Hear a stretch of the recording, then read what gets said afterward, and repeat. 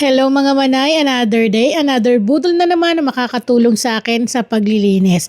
And yes, eto nga, nag-order ako online nito, Paris Meat Clean Pro M2. Bali, nakita ko lang to online at ayun nga, nag-check ako ng mga reviews ng mga nag-order at marami nga magagandang feedback mula dito sa kanilang item. So, eto yung kanyang mga kasama sa isang box mga manay. Bali, pang wet and dry carpet upholstery na to mga manay. So, kung kayo ay nagpapalinis pa, nag-hard pa ng maglilinis ng mga sofa nyo, ng mga bed ninyo para matanggal yung mga alikabok, dumi, stain, eto na yon. Sure, siguradong makakatulong sa inyo ng malaki. Then dito nga pala, dalawa yung tank niya. Merong 1.2 liter. Ito yung clean tank o dito tayo maglalagay ng mga detergent, ganun. Tapos dito naman is yung dirty water tank na may 2.3 ml na paglalagyan ng mga dumi ng mga nahihigop ng ating vacuum cleaner. So hindi to mahirap tanggalin dahil madali lang, ayan. Sinusuksok lang yan ng ganyan tapos okay na. At hindi lang yan. Ang nagustuhan ko rito is mahaba yung kanyang power cord. Kasi kadalasan yung mga nabibili namin is maiksi lang. So kapag malayo yung nililinisan mo, ang hirap na maglalagay ka pa ng extension. Eto meron na siyang 5 meters na cord para sa yung pagsasaksakan. O diba? Talagang mapapadali ang trabaho mo. Hindi ka na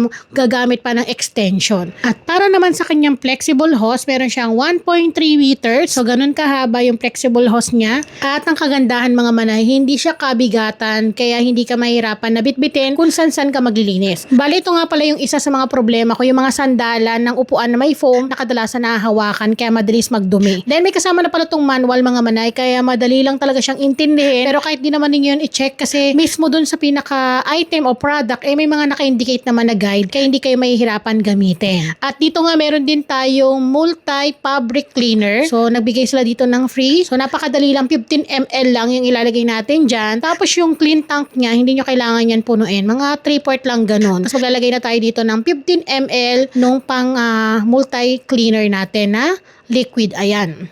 Pwede rin kayo gumamit ng mga ibang detergent, tingin ko. Kung gusto nyo talagang mas malinis na malinis, pwede naman yon. Then, pagkatapos natin mailagay doon, ito yung cord niya, kita nyo naman, sobra-sobra pa.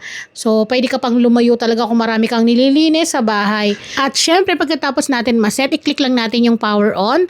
Then, diretso na tayo sa ating paglilinis. Bali, dito nga mapapansin nyo yung bandang baba, pinipisil-pisil ko para maglabas ng pinaka tubig. Ayan. Then, kapag napisilan nyo na yan, lumabas na yung inyong water, saka ninyo isusuksok or ididikit ninyo ng madiin yung vacuum na yan para mahigop lahat talaga. Kita nyo yung mga dumi-dumi. Talagang natatanggal yung mga amoy kulob, yung mga stain sa mga sofa natin, pwede rin sa mga bed natin, sa mga laruan ng mga anak natin para talagang tanggal yung mga stain na nakadikit. At the same time, madali lang gamitin. Kasi tignan nyo naman, hindi pa ako nakakatapos sa isang upuan, ganito na karumi. O siya, sa mga gusto mag-order, yung link nasa description box at meron din sa comment section. Click mo na.